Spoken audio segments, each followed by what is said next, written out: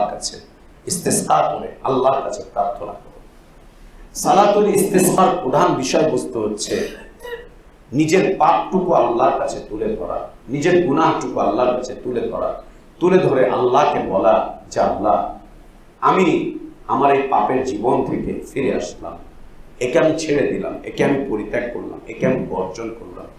সুদখোর বলবে আমি সুদ ছেড়ে দিলাম, ঘুষখোর বলবে আমি ঘুষ ছেড়ে দিলাম, চোর বলবে আমি চুরি ছেড়ে দিলাম, বেহায়া বেপর্দা অশ্লীল নারীগুলো বলবে যে আল্লাহ আমরা এগুলো ছেড়ে দিলাম, আমরা এগুলো ছেড়ে দিলাম। দাড়ি চাচা ব্যক্তি বলবে আল্লাহ দাড়ি চাচা ছেড়ে দিলাম। হারামখোর বলবে আল্লাহ হারাম যে খাদ্য গ্রহণ করতাম এগুলোকে ছেড়ে দিলাম। আল্লাহকে বলবে, বলার পরে আল্লাহর কাছে ফরিয়াদ করবে, কাঁদবে, আল্লাহর কাছে আবেদন করবে, আবেদন করবে আল্লাহর কাছে।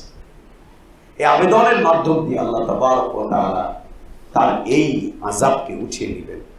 ওই আবহাওয়া অফিস বলছে আরো 4 দিন থাকবে, আরো 6 দিন থাকবে, আরো এই থাকবে, আরো সেই থাকবে।